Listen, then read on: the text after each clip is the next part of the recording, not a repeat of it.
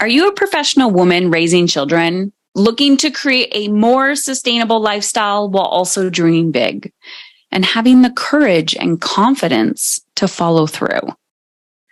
I'm now accepting applications for our next cohort of my signature program called Mastery. Mastery is a program designed for women raising children who desire to live and parent on their own terms. These are women who think big. These are women who identify as the strong ones, the leaders, and they are so done playing small. Head on over to heatherchauvin.com/mastery and get on the interest list so I can send you the application. Inside of Mastery, you're going to learn things like how to manage your energy, not time, so you can get more done in less time. How to set healthy work and relationship boundaries so you feel respected, fulfilled, and alive. How to stop yelling. And we're also going to talk about advanced level emotional intelligence skills, managing your fear, your guilt, and the judgment from others, letting all of that go. We talk about navigating stress and burnout and how to avoid it in the future. The secret to developing healthy habits that actually stick, and how to have emotionally uncomfortable conversations with ease. I personally review each application to make sure that your vision and attitude are aligned with the courageous action takers that join my community. So if this is you and you're interested, head on over to heatherchauvin.com/mastery. My last name is spelled CHAUVIN. And it's .com/mastery, MASTERY. And join our interest list today, and we will send you the application as we are actively currently reading and accepting those applications for our next cohort. So get on over there.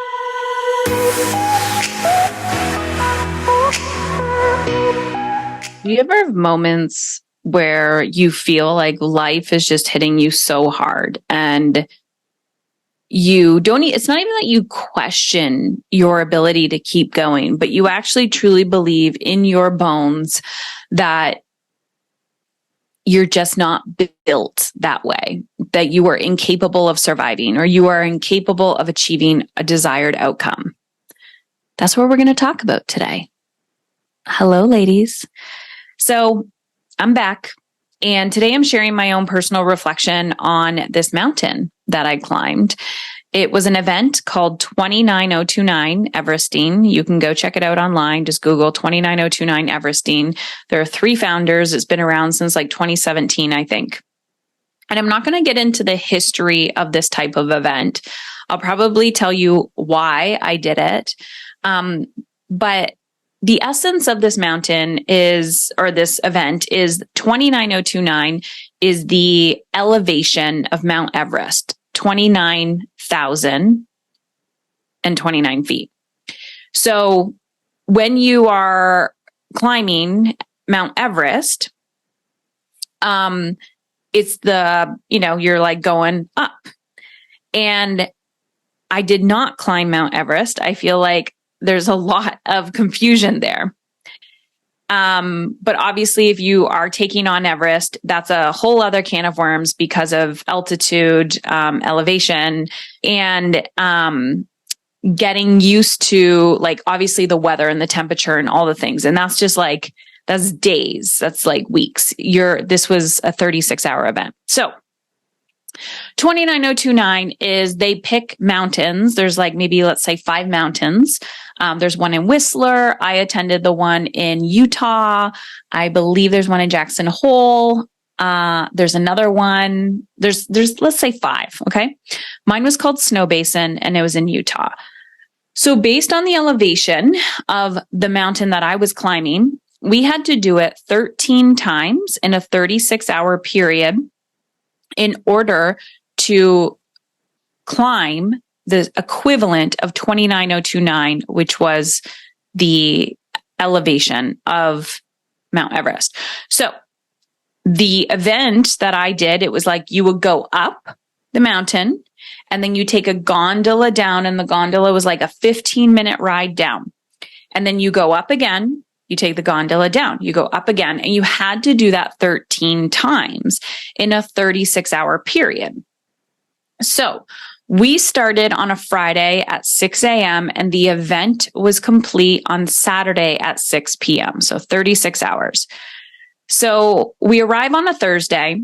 There's keynotes, there's, speeches, inspiring things. They're prepping you for the mountain. There's all these coaches. They're telling you nutrition, how you're going to fuel yourself, how to pace yourself, the strategy, the equipment that's needed. And most of the people attending this event have never done anything like this in their lives. It was 300-ish people. So here I am, and I brought Lisa. Lisa is a member of my team, and Lisa has been with me since the beginning for over 10 years. And I'm going to talk about Lisa. She would never come on this podcast because that's just not who Lisa is. She is incredibly, I call her a beast, but she is so powerful, but has absolutely no interest in being seen or a part of my brand. So I invited Lisa for a few reasons. One, because I just love her to pieces. Two, she's been there with me since the beginning. And three, it was a team leadership event. That's for sure. I don't think everyone on my team would do something like this, but it was definitely an emotionally uncomfortable leadership opportunity. So I introduced it to her like 9 months ago when it came out. And I said, is this something you would do? And she actually said yes. I didn't think she would say yes, but she said yes. So I got on the wait list. I registered for it. Like the day it came out, their marketing is exceptional. And I got 2 tickets and we were on our way. And Lisa started training. She followed the training plan. She did everything perfectly. And I did not, because that's who I am and that's our personalities. I definitely went to the gym a lot, but I didn't follow the cardio on the training plan, which is totally fine. That wasn't my intention to go into it. So I'll talk about how I ended and how she ended, but that is the gist of this event, 29029. It's fully supported. They have like coaches there. They have aid stations there. They have food for you. Like you really have to bring nothing. It was a glamping experience. So you arrive, there's a tent for you, everything's set up. So it was a pretty bougie experience. And why would I do this to myself? You ask. I've had people do both things. One, someone's like, you actually paid for that? And then I would have people on the opposite end, which would be like, oh my God, that sounds so cool. I want to know more information. And I was actually at an event with Jesse Itzler last year, and I talked about it on the podcast previously when I went on this half marathon with my husband, and I think I interviewed him like back on another episode. I talked about, I did this event called Hell on the Hill, and it was half a marathon up and down a hill. And then I did a full marathon. And it's funny because up until lately, I do not identify as an athlete. I never identified as an athlete when I was smaller. And I thought I just liked doing this crazy shit because I'm so challenged in my life. Like I have experienced a lot of adversity and I have had to face it head on, like not always having the privilege to avoid a lot of my challenges, because avoiding the challenges ended up being worst case scenario. And I didn't want that. So the last few years I've experienced adversity just like anyone else. And I've had a lot of challenges, both personally and professionally. And what I've noticed is you can choose your challenge. You can choose to put yourself in emotionally uncomfortable situations to grow, like actively choose it when you are in a healthy state in your life, like you can be thriving and you are purposely putting yourself in an emotionally uncomfortable situation so that you can grow. Or you can say, I can't do that. I'm not capable. My body isn't ready. I can't afford it. I can't. And then slowly your life starts to deteriorate. Your physical, emotional, spiritual, financial life starts to deteriorate. And then eventually your life will just blow up in your face and you have no option but to face mountains. So clearly you don't need to do 29029 if you don't have a desire to. But there's many mountains. So I'm going to be referring to mountains today. And what I'm referring to is like, what is that thing that feels big and scary to you? So you either face your mountain and intentionally climb it 1 foot at a time, or you avoid your mountain and you get a little comfort zone, you get your break. But a year from now, 2 years from now, 10 years from now, that mountain is just, you're not going to have an option. You're going to run out of smooth road and you're just going to have to go up that mountain. So it's either going to give it to you. You're either proactive in your life or you're going to be reactive. Back in the day, I lived my life in a survival state. I parented from a survival state. I ran my finances from a survival state. My health was in a survival state. I always felt like it was in this stress cycle. And then when I started looking around for help, everyone else was the exact same, like even my healthcare providers that I was seeking support from. And I thought, interesting. I'm trying to figure out how to thrive and nobody can help me because all the physical adults around me, and I'm going back to when I became a mom when I was 18, all the physical adults around me are in a survival state. Like I didn't know the terminology back then, but I did notice the pattern.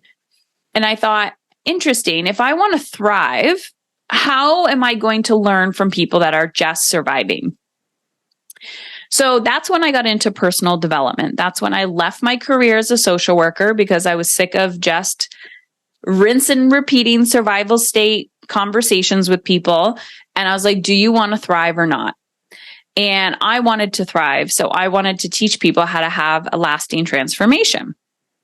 So I got into personal development. I started reading the books. I started understanding the law of attraction. I started understanding how to feel good. And then I noticed more patterns, right?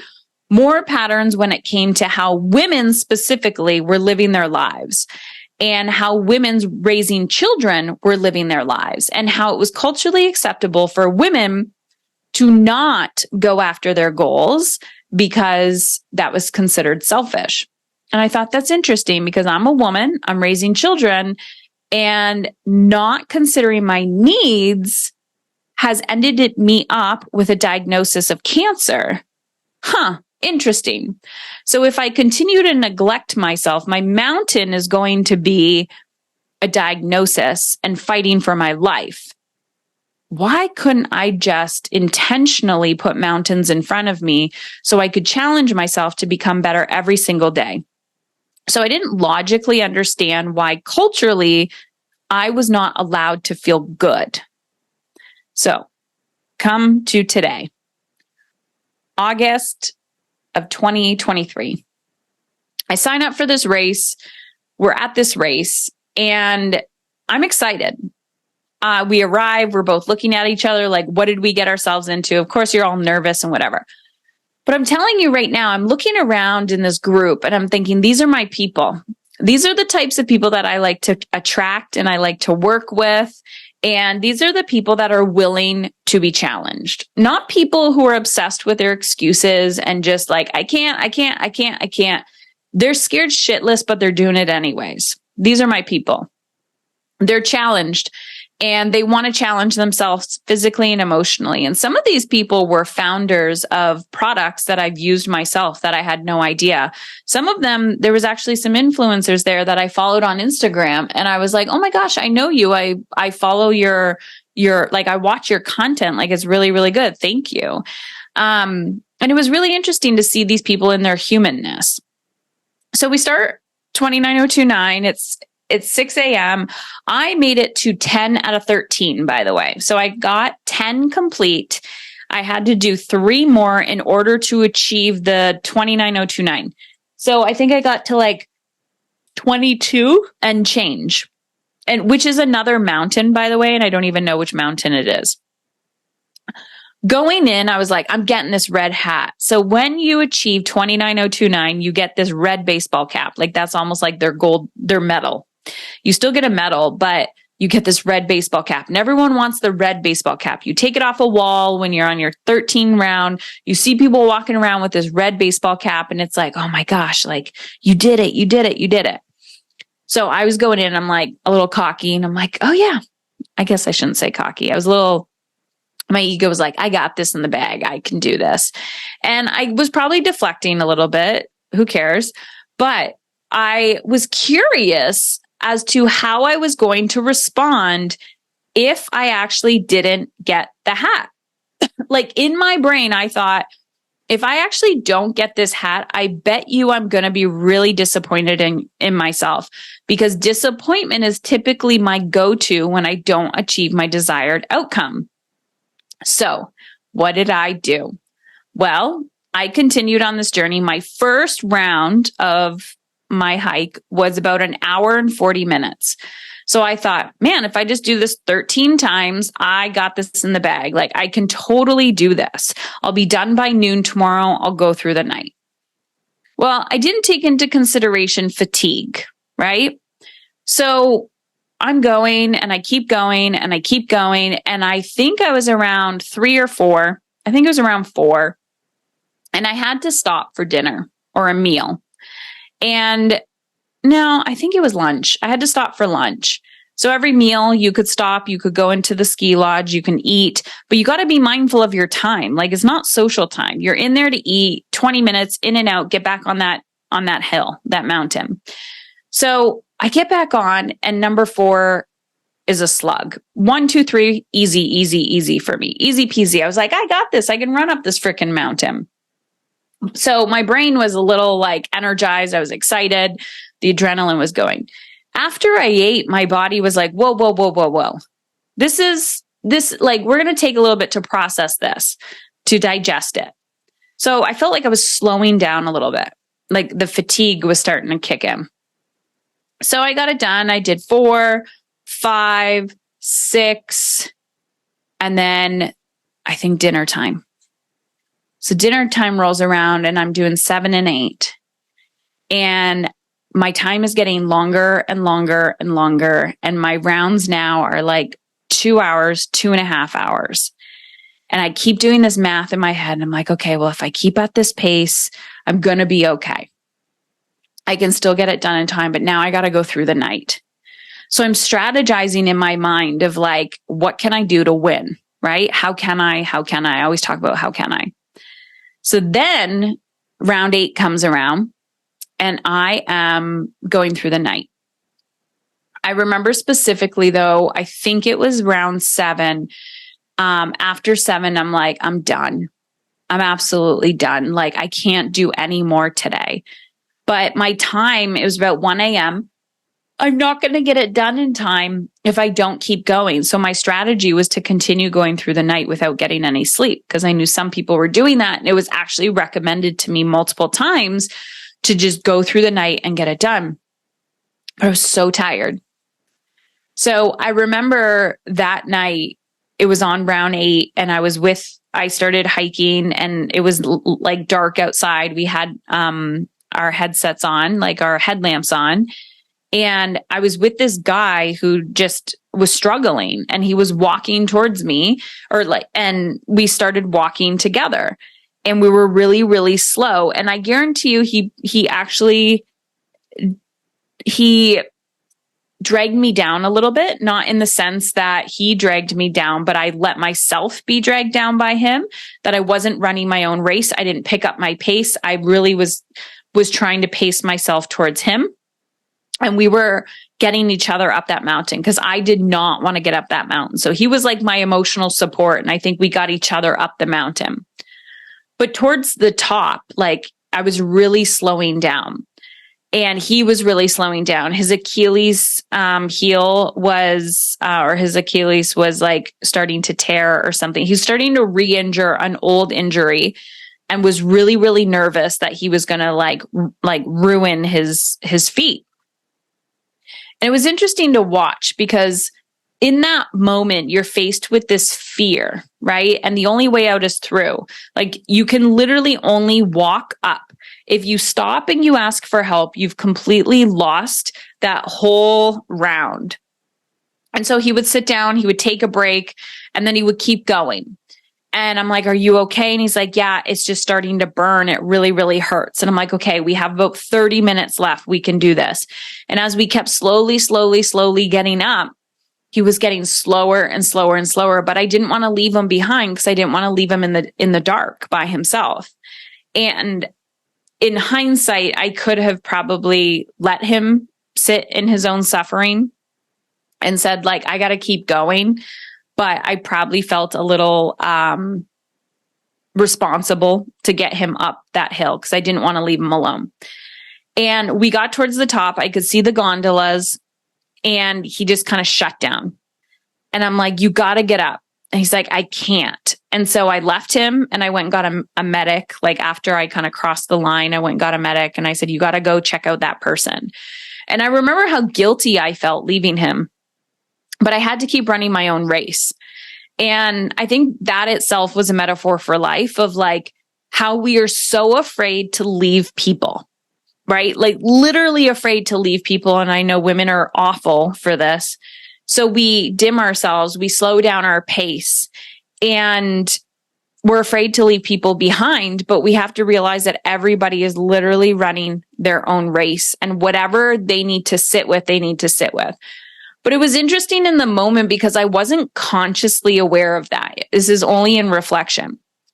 But I remember observing people in around 2 or 3, and I could pick up on it, that they would physically slow down to pace themselves with somebody else and like wait for them. And I remember listening to one woman, and you may think that's heroic, not historic. But I remember talking to one woman, and she said, yeah, I only got 2 rounds done because I was helping somebody on the mountain. And I thought, that's what the coaches are for. That wasn't your job to rescue people on the mountain. Like, people are going to drop like flies. It's you against you. It's a race. And so when I had energy, I was conscious of that. But when I got tired, I needed somebody else to get me up that mountain. And so this man at 8 o'clock, or the 8th round, was that person for me. And I think I was that person for him. So in hindsight, if I did it by myself, would I have been able to get up the mountain? Probably. But we were kind of both getting each other up the mountain. And so part of my strategy, if I did it again, is being okay being by myself, or being okay to leave people behind when I feel like they are now slowing me down.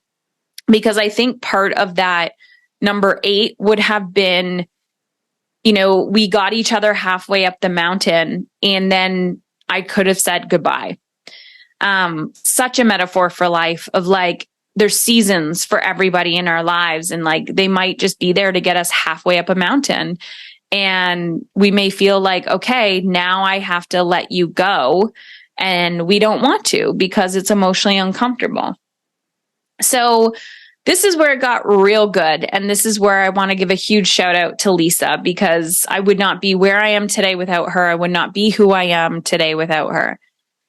So I got back. I stopped running about 4:45 a.m. So be mindful, at 6 a.m. on Friday until 4:45-ish, almost 5 a.m. on Saturday. So at this point, I've been running or hiking for almost 24 full hours, with small breaks in between, but almost nonstop. I'm exhausted. I'm tired as shit. So what do? I go to bed, just like a lot of people did. But I said I was going to go through the night. So I'm like, I'm just going to lay down for an hour. And if I stay at this pace, I can still get it done. I just got to stay at the pace, and I'm going to sleep for an hour just to restore some of my energy. Well, I know that when I stop, it's like really hard to rev my engine again. So I lay down, and now my body is reacting, and I'm getting a headache. I'm getting a mild fever. I feel nauseous. So my body is trying to like emotionally or self-regulate itself. So it's doing all the things that it was designed to do to regulate itself. So my brain tells me, danger, danger, danger, you're gonna get sick. Well, guess what one of my biggest fears is getting sick. I am so aware of my body symptoms, that when my body experiences pain or fatigue or like something that is abnormal, I pay attention to it now because I neglected those symptoms for so long, and that ended me with a diagnosis. And so now when my body tells me these things, I listen. I'm also very mindful of cyclical living, so the female cycle. And I'm like, I know what my body is doing. So here's where I had to dig really, really deep. I'm uncomfortable. I'm being pushed to my edge. And now my body is using its primal instincts to keep me going. So I'm headed into a survival state. But I'm not dead yet. I'm thriving. I'm strong. I am capable. So this is where I had to abandon my beliefs about balancing the masculine and the feminine and being mindful of what my body can handle and symptoms. I knew that I was only not going to be paying attention to these symptoms for 36 hours, not 36 years of my life. And then I would do whatever I needed to do to watch my body recover after the fact. But it was such a struggle to know what I know about my body and to, on purpose, not listen to it. And I did what I needed to do. I was like, okay, you're nauseous. What can you do for nausea? Okay, you have a headache. Maybe you're dehydrated. And I went and I talked to a coach. But before I talked to a coach, this is what I want you to hear from today's episode. I laid down. And before this, I called my husband, by the way, when I was on my 8th round. I think I was by myself. I wasn't with that guy while I was talking to my husband. And I started crying. And I remember this specifically. And I remember calling him and saying, why can't I just be normal? Why do I need to challenge myself to become the best version of me? Why can't I just be normal like most people? Get a job that you hate, live a mediocre life, complain about it, eat away my feelings, drink away my feelings. Why do I need to be better? Why can't I just be normal?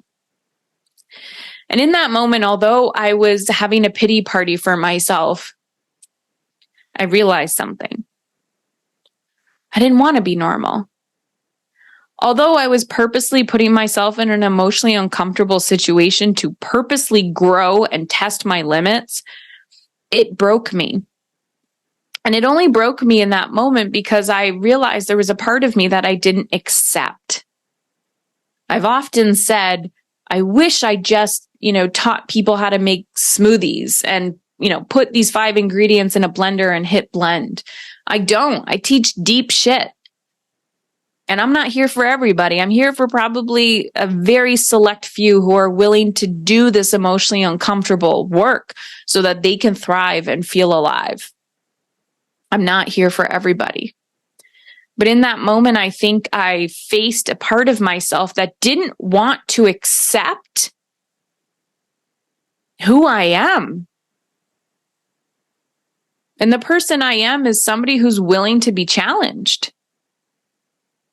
And I think part of me didn't accept that because that's not who I was as a teenager, and that's not who I was as a child. I did not come out of the womb wanting to challenge myself. I was never put in those situations by adults. I was never forced to be challenged like that. I wasn't an athlete growing up.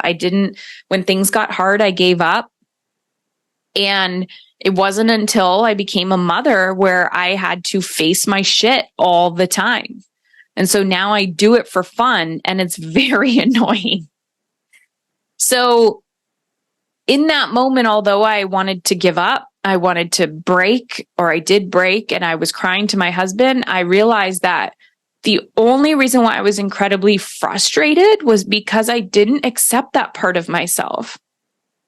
People see it all the time. They're like, you don't give up, you're perseverant, you're stubborn. And I know this, but I think after accepting that part of myself, I run towards the challenge now instead of adding drama around it, instead of being a victim to it. So if something is challenging for me, I run towards it and I face it instead of avoiding it. So I go to bed and I'm lying there, and Lisa is not in the tent because it's almost 5 a.m. and she has now started, she got up again to run. So let's say, I think she slept around 1 to 4. I don't know her exact time, but let's say that was it. So I got in bed around 5. So nobody else was in the tent. So I'm like, great, this is great. I can sleep. And my husband is texting me at this time, and he's like, you have an hour to sleep. That's it. Put a timer on. And I have a friend, Tina, who you're going to hear towards the end of today's episode as well. And I talked to her about what she learned at 29029. And she said to me as well, she was texting me and she's like, hey, you only have an hour, get up, blah, blah, blah. And at this point, I'm looking at my text messages and I'm like, I'm out. I don't care. An hour passes and I'm like sleeping, not sleeping. I'm like, I'm just going to get up when I feel restored. Well, FYI, everybody, I'm going to feel restored after the event is complete, because there's no way an hour of sleep or 2 hours or 4 hours are even going to help me. Essentially, I'm just taking a little cat nap and I got to get up and go again. So what did I do? I remember, this is so funny. My husband texted me. He's like, hey, are you up? And I'm like, no, I'm still laying down. I'm tired. I have a fever, blah, blah, blah. And he wrote, Heather Chauvin doesn't quit. Okay, this is what he wrote. Such a supportive man, by the way. I mean, that's a whole other podcast episode. And I remember looking at the text message and going, yeah, she does. And I put my phone down. I did not give two shits. I was out. And then my friend Tina texted me too. She's like, you got to get up. You got to blah, blah, blah. And I was like, no, I'm out. Like I was out. I was done. At that point, remember, I did 8 out of 13. So I was mentally proud of myself. So then Miss Lisa comes around. And for those of you who are in business and have a team or have a friend or somebody in your life that's the rally person, you're going to get this and you're going to understand how supportive this is. And I know that I'm typically this person for a lot of people. And I was this person for Tina when she was doing hers. But in my weakest moments, I didn't have the energy, and my inner Heather Chauvin was not coming out for me.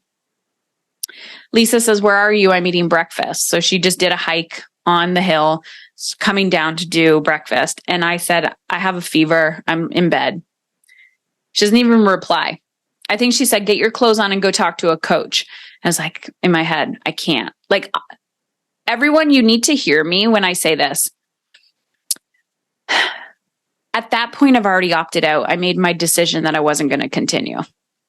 Okay. Like, you know, when you make a decision and you're like, you've told yourself a story, you don't like a person, something's not going to work for you. I can even tell it with my clients or my kids. I'm like, you've already mentally made your decision. You're not going to see results because you've been telling yourself this story. You're a lost cause. Like, the only thing you have to do is to buy back in mentally, you can see results. But if you have already written me off, or you've written yourself off, or you've written the results that you want off, you then are persecuting yourself, or you're persecuting the other person. You're projecting the story as to why something isn't going to work for you, or why you're not going to achieve a goal. So my persecutor, my inner persecutor was more of like an inner victim, but inside of me, I accepted and made a decision that I was not going to continue, and that I ran the best race that I possibly could. but I was now done because I'm tired. But be mindful, we're now around 6, 7 a.m. We still have till 6 p.m. on Saturday. So almost 12 hours left of this race. And I mentally opted out. Lisa comes into the tent. She looks at me. And I will love her for every day of my life for this. And she said, get your clothes on. Go talk to a coach. Get back on that mountain. And I looked at her and I said, okay. I didn't want to. And I remember the moment so clearly where I had to get my brain back on board and I had to face my fear. I was like, I can't do this. And in my brain, I was like, but you don't have to do it. You just have to get your clothes on and you just have to go talk to a coach. And I did that. I was like, the next right step is just to get your clothes on and just go talk to a coach. And that's what I did. And then when I talked to a coach and the coach assessed me and said, go do this, go eat this, go whatever, but you're good to go, get back on that mountain. So I ate, I did what I needed to do. And then I did the next right thing, which was to get back on that mountain. So now I was at round 9. And it's funny because I remember when Lisa was like, get back up, like she's somebody that I really respect, but I was reflecting on this. And I thought, I know I'm resilient and I know I'm the face of my brand, but I really would not be who I am today without her. Lisa came into my life about a month or 2 before I was diagnosed with cancer and I was just starting my business. I was still in the startup phase. And I had a mentor that told me to hire Lisa, and she scared the shit out of me because, I had to pay her fee and it was scary. And I remember when I emailed her and I said, I have cancer. And she said, no problem. And she really just did it all for me. And she's always shown up for me since then. And, the healthier I got, of course, my brain gets in the way sometimes, as all of our brains do, but it was a really, really good reminder to trust people and allow yourself to feel supported. And I know that is really difficult for women, especially ambitious women. And I know all women in general and humans in general, but like the surrender to feel supported, to say like, I know for certain that I would not have completed 10 rounds if Lisa wasn't there. Like 100% certainty. I also know that I probably wouldn't have gotten through 7 and 8 without my husband, because I called him and I would tell him stories. And I'm like, I just need to talk to you. I'm so bored, blah, blah, blah. I don't want to talk to these people on the hill because I just wanted to like talk to somebody. I didn't want to like have to get to know somebody on the hill, although I did that too. And it was just a reminder that you are worthy of support. You are worthy of feeling supported and hiring support and challenging your people to support you and to stop accepting subpar fucking help. There were a lot of people that I was not going to call on that hill.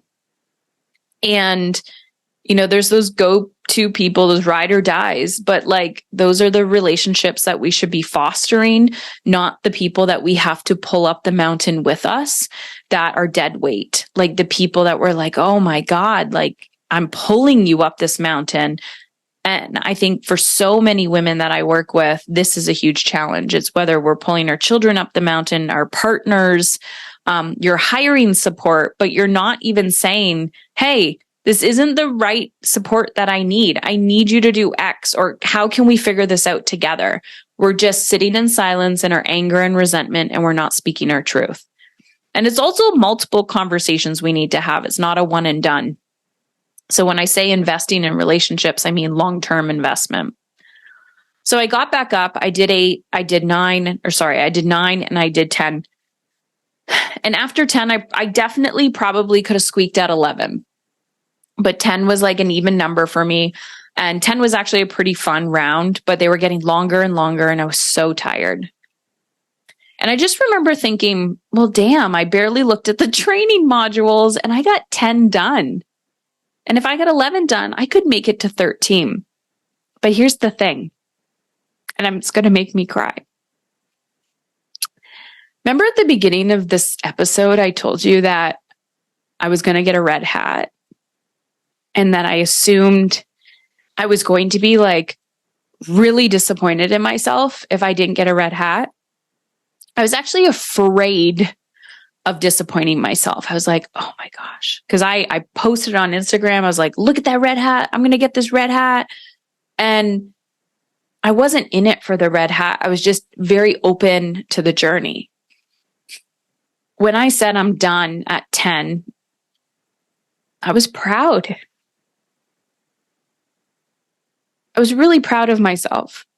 And I thought for sure disappointment was going to be there. And in hindsight, if I, I'm like, of course, if I had to, I could have figured it out. But look what I did in 36 hours. And I was really proud of myself. And I think the part that makes me emotional about that is that's when I know my identity has changed. Because for so long, nothing ever felt good enough. I was always moving the goalpost. We would go after something, I would achieve it, and I thought, yeah, but I could have did better. Although this time I'm like, yeah, I could have did better, but look what I did. And I don't know why or what has shifted inside of me, but being able to say, I'm proud. That's a deep, deep wound that I know I've healed. And when I look back on how I think I've changed that, it's everything that I teach inside of our mastery program and our mastery business program, whether it's a personal, someone personally coming in to our program and really focusing on parenting because they want to feel proud in their parenting, or they want to feel proud in their work-life balance, or they want to feel proud in their relationships. And they want the accountability to do so, and the habits and knowing who they need to become in order to have those emotional intelligence skills. Or it's the woman in business. And the woman in business who wants to attract the profit that she desires, to scale sustainably, to know when to hire a team, know how to train her team, know how to position her offers, and just feel alive and aligned. And I thought, damn, I'm doing the work, and something inside of me has shifted because I keep facing my mountain. I am no longer the type of person that runs away from an emotionally uncomfortable situation. If I have a problem or a challenge in my life, I am the type of person that will put one foot in front of the other until that problem is solved, until I've achieved an outcome that does not come from a place of fixing or does not come from a place of avoidance. But if there's an area in my life that I'm not satisfied with, I will climb that mountain for as long as I need to. I'll take breaks, but I'll climb that mountain for as long as I need to in order to get an outcome I'm proud of.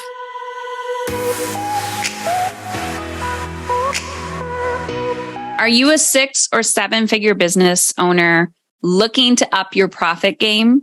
I define profit as time, energy, and money. The time flexibility to work your schedule around your work, your personal and your professional life, flowing in a sustainable way. The energy freedom, the mental, physical, and emotional freedom to live in alignment with how you want to feel. And of course, the financial freedom, not only just to grow a profitable business and also grow your wealth, but also have the ability to hire quality team members that you feel supported by and treat them well. giving back to your community and charities that matter most to you, while also making sure that your family is well taken care of, not to mention reinvesting in yourself so that you can perform at an optimal level. Well, guess what? We are now accepting applications for our next cohort of the Emotionally Uncomfortable Attracting Profit Sales Accelerator. So head on over to Heather Chauvin, that's spelled CHAUVIN.com/business, and get on the interest list. Inside, you'll learn how to attract qualified leads every week and sales every day while getting the one-on-one support, knowing how to lead a high-performing team, and doing all of this, only adding an extra 60 minutes a day to your already full plate. And to counter that, I also want to teach you how to buy back your time and energy so that you can have more of that. You will be implementing the leadership mindset of doing less better.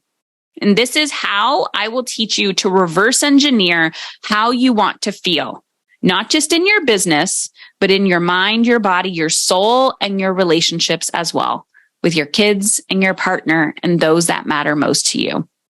I personally review each application to make sure that your vision and attitude are aligned with the courageous action takers that join my community. Once accepted, you will also be gifted a one-on-one profit session with me. If you are interested, head on over to heatherchauvin.com/business and join our interest list so we can send you the application, as we are actively reading and accepting ladies in the next cohort. That's Heather Chauvin, CHAUVIN.com/business.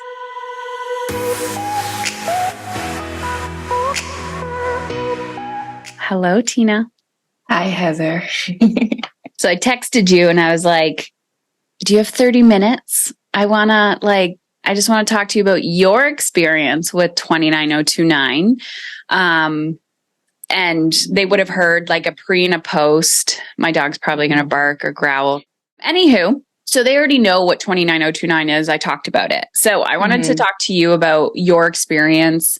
Like, it's been a few weeks now for you. How long's it been? 14 days, 2 weekends. Okay. And your brain has already forgot about the pain? I want to do it again. I'm ready. Isn't that weird? Yeah. I remember just wanting to give up so bad and like, I'm absolutely done. But now 2 weeks later, I'm like, I don't think it was that bad. I could do it again. I know. Yeah. Yeah. People are like, you're going to do it again? I'm like, probably. And I don't know why. I understand why endurance races are addictive. Yeah. Yeah. And I really think the only reason I want to do it again is to get the red hat. I think after I get the red hat, I'll probably be good and not want to do it again. But also, this is different in a marathon, is that I don't think is as hard on your body as if you were running straight for 40 something kilometers. This is essentially walking. It's still hard, but it's not as hard as running for 100 miles, I don't think. Yeah, but you have to remember we're going uphill. Yeah, I know. You can't forget about the uphill part. My distortion is warped. Yes. Okay, so regardless of what it does to your body, let's talk about what it did to your mind. So talk a little bit about your experience, like throughout the journey of start to end. Yeah, so it's 13 ascents, right? And on my 7th one, which was probably around midnight by the time I got to my 7th, I climbed 2/3 of the way up. And then I was at the last aid station before the top, and I was so tired, I sat down. I remember as I was hiking up to the aid station, I would pause, breathe, close my eyes, and feel like I could just instantly fall asleep standing. I was exhausted. So when I got to the aid station, I sat down and I was trying to recuperate. I was trying to hype myself up, trying to gather the energy. And at this point, it was really cold and I was still wearing shorts and just a sweater. And so my temperature was changing and the cold air was starting to get to me. And I was just like, I cannot go on. And the first stretch after the aid station, that one was the hardest stretch. It was slippery. It was the steepest, and it was pitch black outside with my headlamp. And I was like, there is no way that I can do this right now and do it safely and like not come out unharmed. So I just kept sitting there. And then the security guard offered me a ride down, and I had to forfeit that progress that I made. And I had already given up in my head at that point. So I was just like, okay, just give me the ride. Mm-hmm. And then I went down, I wasted time. I saw medics and stuff. And then I napped, and I didn't even set an alarm because I was so defeated at that point. I was like, this is done. I'm done. I'm over it. But I ended up waking up at 4:30, which gave me, I think, 12 hours to do the last 7 I had to do, which was way faster than I was doing them the first day. But I was like, it's possible, because I knew in my head that the fastest people have done an ascent was 45 minutes, although my time was closer to 2.5 hours, but like it was possible. So I was like, I'm just going to get out there and keep walking. I saw a friend that gave me a pep talk, and he's like, you can do it. Like, everyone's cheering you on Saturday. Everyone's out there and they're all doing it. So I was like, okay, I'm just going to go out there and keep going. And then I think it was around 2 p.m. that I was done my 10th, and I messaged you and I'm like, I'm done. There's 4 hours left. I need 3 to go. I can't do it. Mm-hmm. Like, that was when it settled in my head. Like, I for sure cannot do this anymore. And then you called me. I remember sitting at the base of the mountain because there's those patio chairs out there. I was sitting on the chair and I'm just looking at it, and I'm texting you, and you're like, get on the mountain. And I'm like, I really don't want to. And I think you just told me, like, text me when you're up there. I was like, and I was sitting there contemplating with myself for like 5-10 minutes. And I think you told me, I don't know if you told me this or if I told myself this, but like, I didn't go all the way there just to not try, not to give it my everything. So 4 hours left was a long time. So I was like, even if it's super slow, I'll just do one more. Yeah. And then I went up and I finished my 11th, and I did 11 out of 13. I was in the States. We were about to go into a restaurant, and I was with a friend, and I was like, one moment, I need to call Tina. I'm like, I didn't know if you were going to answer. I was like, get on that mountain. Like, I was yelling at you. And then, yeah. And then when the role was reversed, I apologized too. Yeah. Yeah. I think, Saturday morning when I had about like 8 hours left, you're like, you can do it. You just need to go 20% faster. And I ignored that message. I'm like, there is absolutely no way that I'm going 20% faster. I just didn't respond to you. Oh, I did that too. People are texting me. I think I ignored your messages. You're like, you got this, Keegan. I was like, I'm good. Yeah.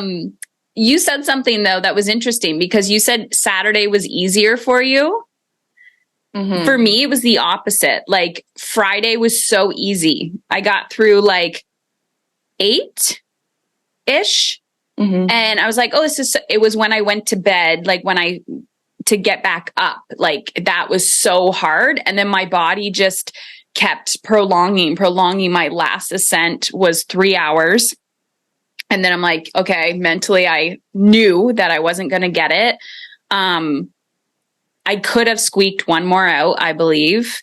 And I just gave up on the sense of like, I was contemplating, I'm still very proud of myself. Like, I thought for sure disappointment and shame and guilt would have set in.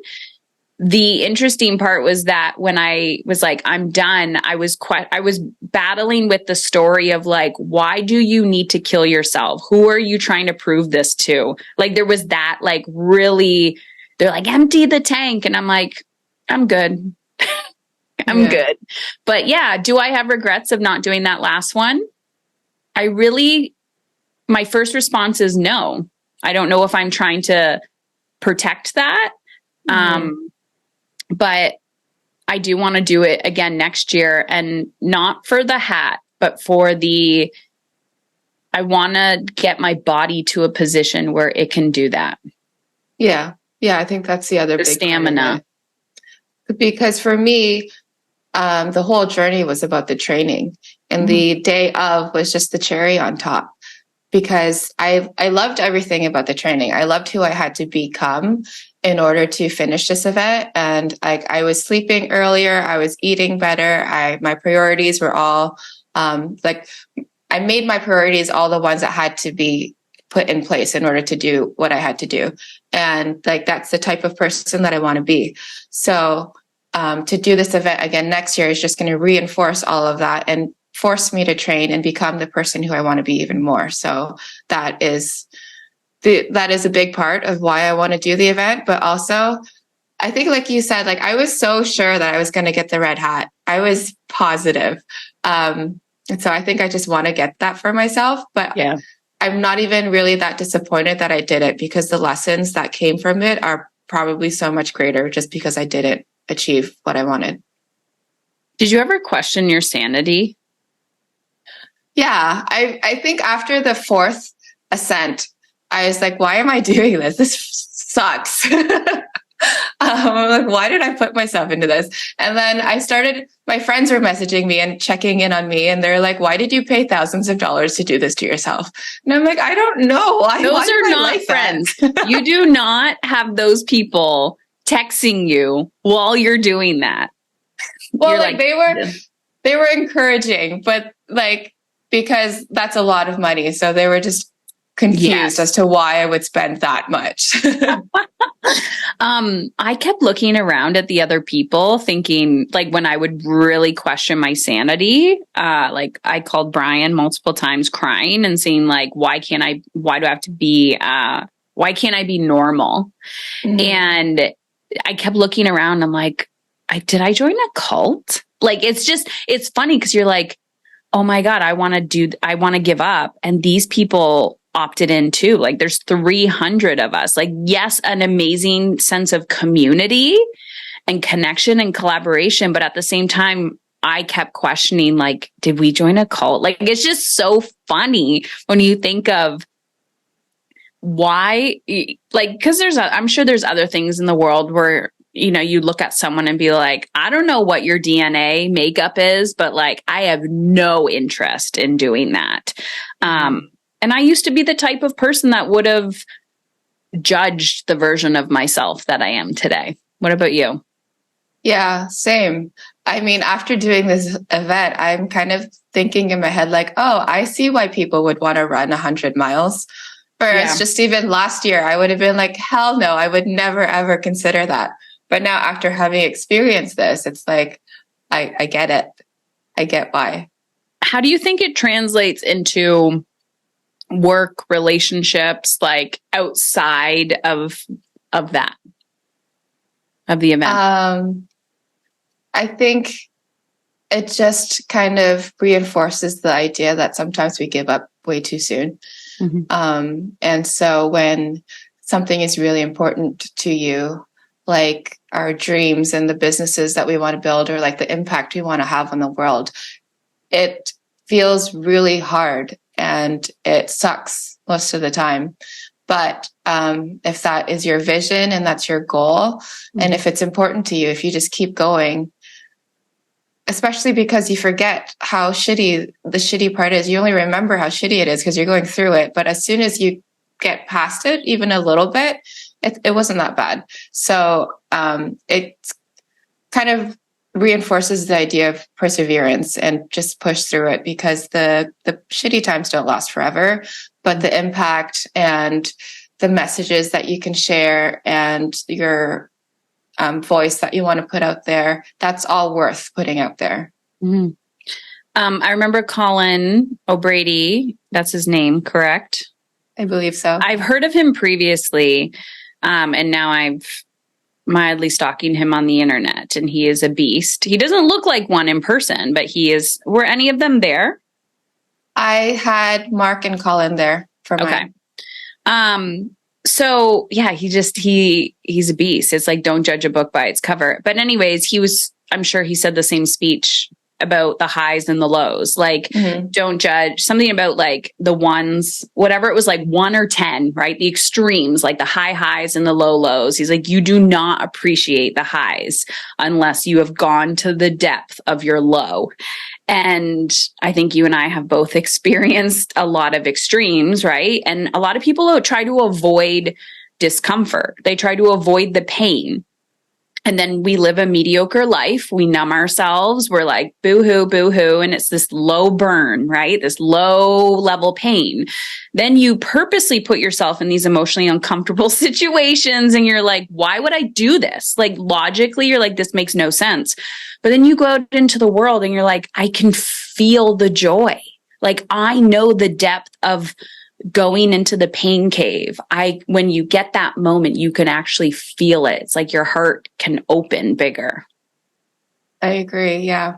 And not only that, but it's the practice of purposely putting myself into uncomfortable situations and then getting through them and then teaching myself that I can survive this. And, I'm choosing this difficulty of climbing up a huge mountain so that when I run into another difficulty, maybe in business, I can have that experience of like, I've done really hard things and this thing isn't really that hard compared to that. So if I can do that, then I can do this. And it's like just building up all the evidence of all the hard things that I can do and making me more confident in myself and my abilities. Yeah, I find it interesting to like get people to buy in because I say this a lot about retreats. It's a different type of being uncomfortable or hard, like emotionally uncomfortable, because some people will do endurance races like this, but they're like, you tell me to sit in circle time or feel my feelings. Like, I don't want to do that. So it's a different type of emotional discomfort. But when they're like, but yes, how is that going to solve my problem that I have? And I'm like, because you are experiencing something, like it's the physical experience you're putting yourself through. The clouds literally part. And then you get to feel that in your everyday life. So sometimes I have to buy in. I'm like, what's my vision? What am I working through? What am I working on?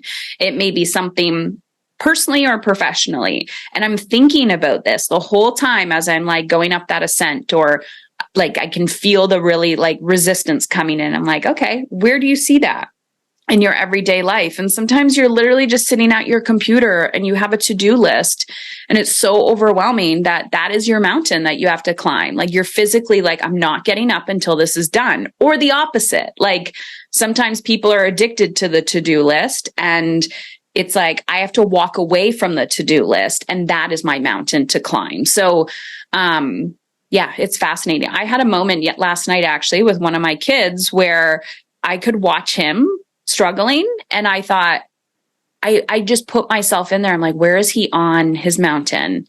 He's like, I want to give up. I don't want to do this. And the old me would have wanted to come in and rescue him.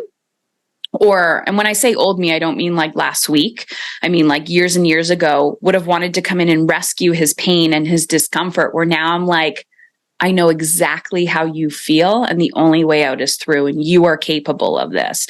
Showing up as a coach in other people's lives and really cheering them on is so different than what a lot of women do, which is codependency and rescuing and all of that. So I'm curious if you think this experience will change any of your relationship dynamics as well.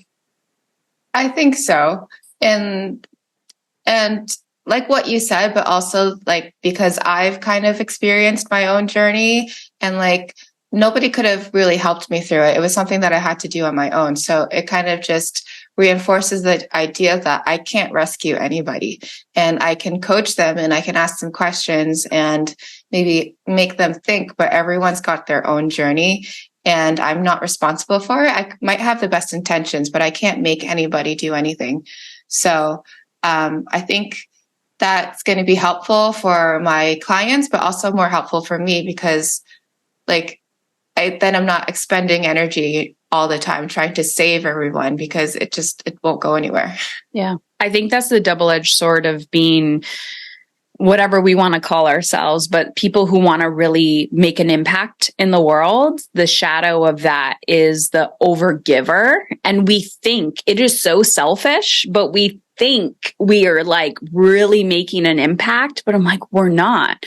We're taking away from that other people's human experience. And, you've heard me say this many, many times, but I'm like, you cannot buy your perseverance. Like, you can invest in the most expensive coach program experience. You could have went to that mountain and been like, I did 1 lap, I'm good. And that's it. And it's no one else is going to make you get back on. Even if they drag you up and they're like, you're good to go, you still have to go through it. So I think that's one thing we can't buy is our determination to achieve what we desire. Mm-hmm. And I think that's why I continue to do such uncomfortable things, because I feel like I just need to remind myself of that over and over. Because once you get too comfortable, you kind of forget. Mm-hmm. Was there anyone there that you met that like blew your mind?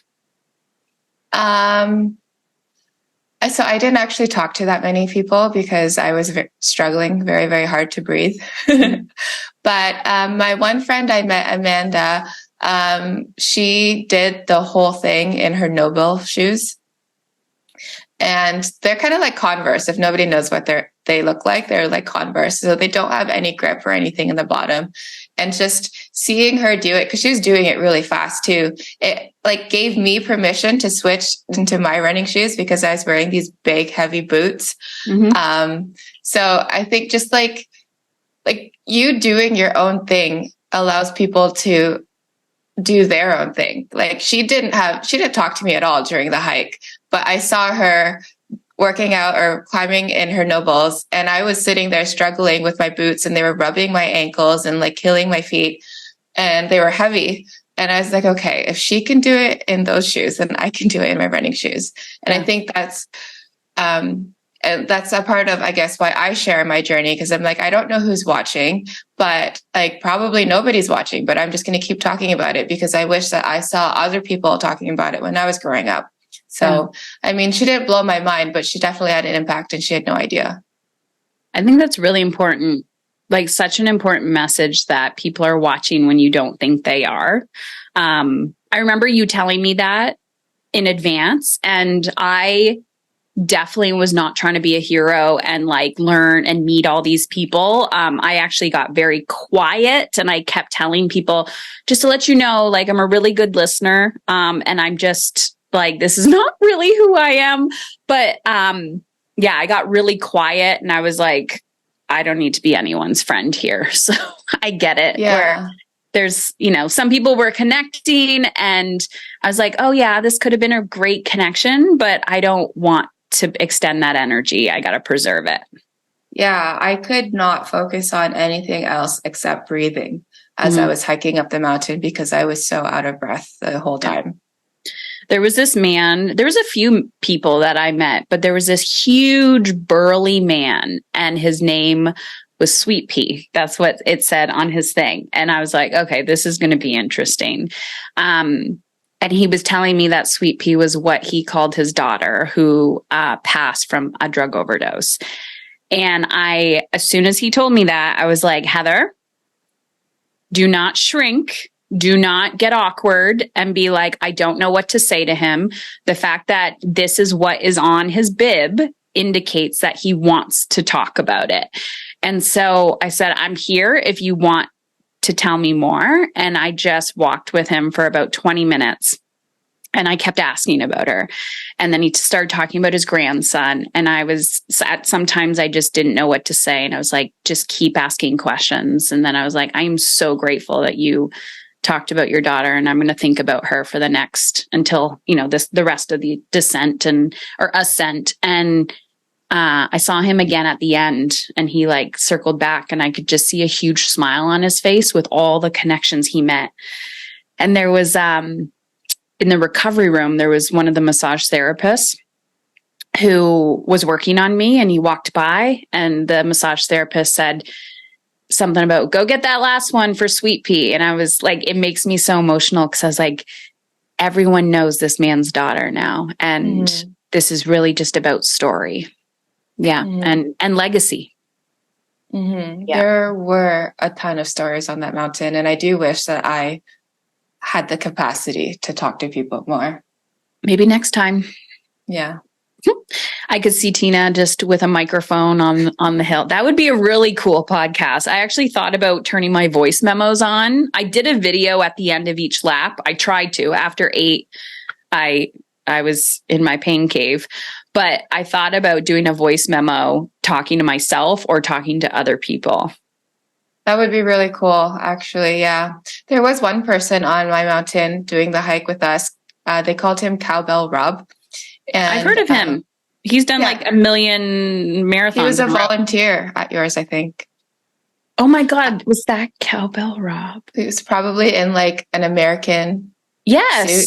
Yeah, that was Cowbell Rob. So I guess he volunteers at all or many of their events, but he's never actually climbed the mountain.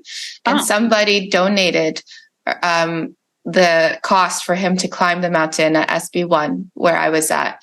And he was so happy because it wasn't like his chance to climb the mountain. It was his chance to be of service to others while he was climbing the mountain. So I think he lives nearby. He trained for months. He lost 40 pounds, got really fit to climb the mountain. Wow. And I'd never talked to him because I couldn't, but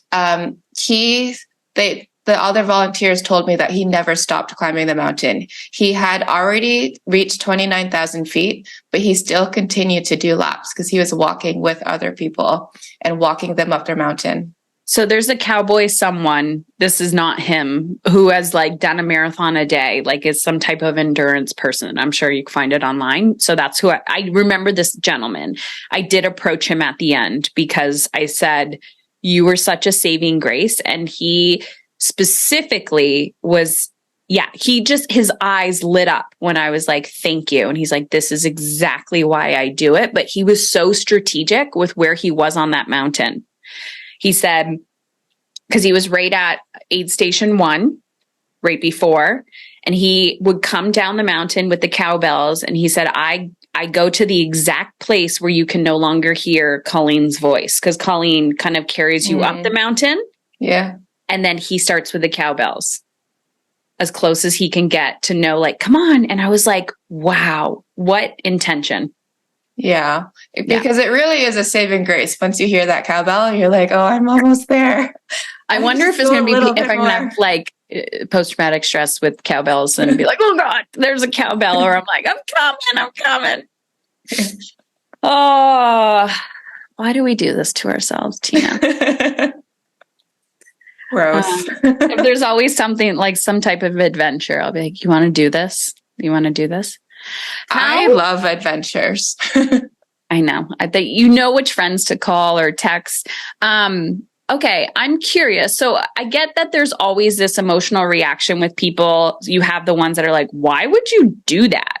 But have you seen reentry people who like you can tell they respect you more just by what you accomplished?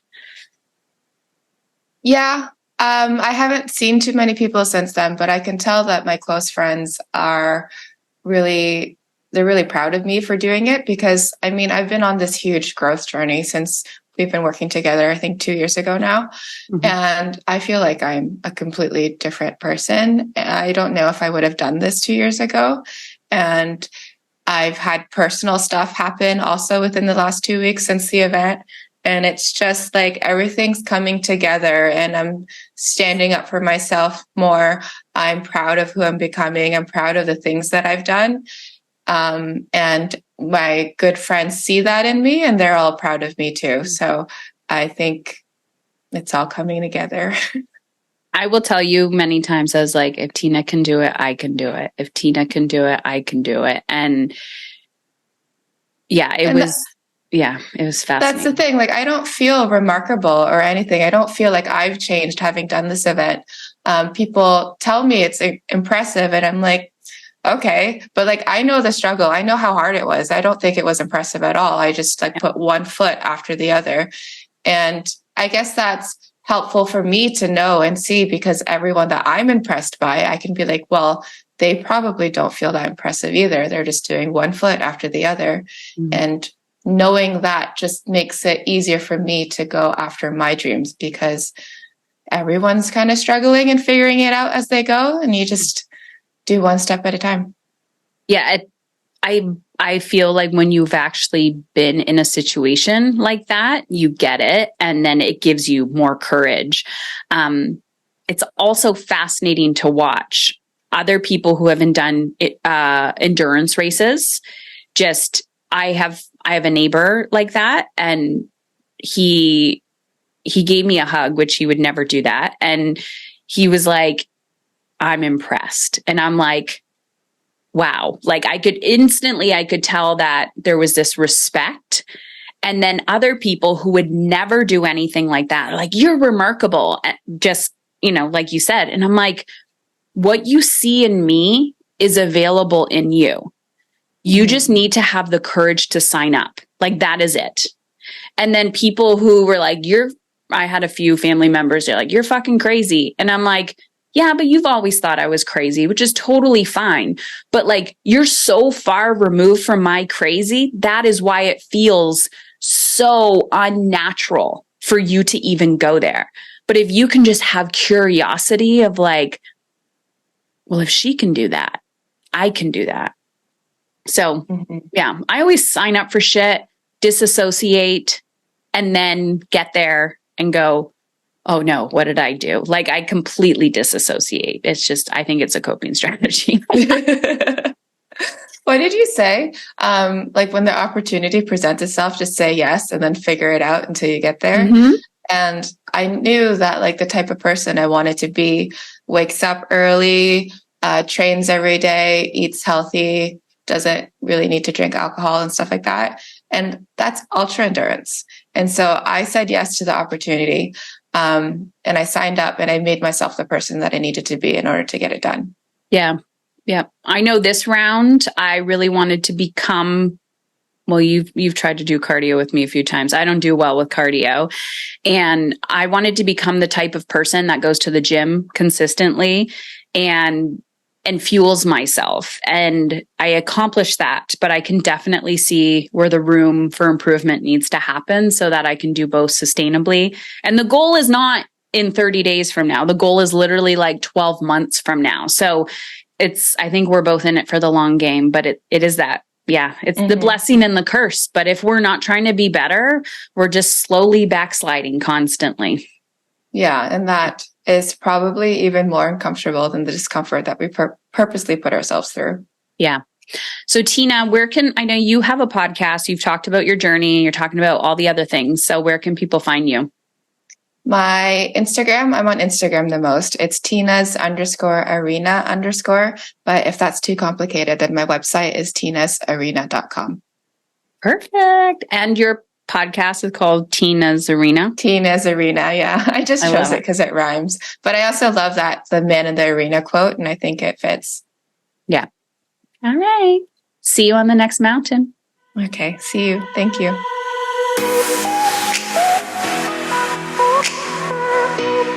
So, why climb a mountain 13 times to 29,029 feet, collective feet?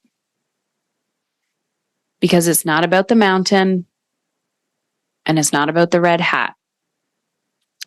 It's about who you become along the way. That's it. Are you willing to become the type of person that faces the mountains? Or are you going to continue to be the person that waits for life to give you a mountain the longer you avoid it? Thank you. Thank you. And for those of you who have been listening to this going, oh my gosh, I want to know more. It's called 29029 Everestine. You can check it out online. I have no affiliation with them. And the last thing I wanted to say is this is the exact type of work that I do with my women in my programs. And so this fall, we are opening our doors for the next cohort. We have 2 programs. One is called Mastery. And this is where we reverse engineer how you want to feel in all areas of your life so you can feel alive and aligned from the inside out, so you can gain the confidence to know how to manage your energy, not your time. We've mastered it down to a science. It takes 20 minutes a day to implement. And this directly affects your work, your relationships, your health.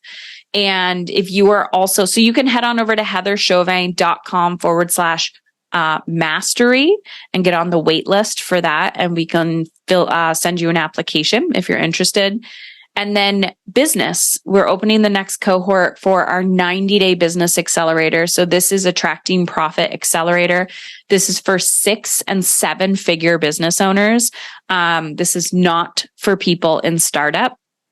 So if you're interested in that, head on over to heatherchauvin.com/business. This is about helping you reverse engineer how you want to feel in your business. I personally do a session with you to get clear on your profit plan and your profit strategy, so you know exactly where to focus your energy and attention to get the results that you want in your specific business. So that may be you need a marketing plan. It might be sales skills. It may be confidence, leading a team, knowing who to hire next. All the things, money management. There's a lot that goes into business, and sometimes it can feel incredibly overwhelming. So head on over to heatherchauvin.com/business. You can get on the wait list for that. And if you want to fill out the application, you can, and I will personally read it, review it, and let you know your next steps if you qualify. Remember, we all have mountains to climb, and that is part of the human experience. And you can feel really fucking proud of yourself once you've climbed them. And you can also feel really, really good along your way. So I hope you're challenging yourself today, because it's not all rainbows and kitty cats. Do something that scares the shit out of you. Love you. Bye.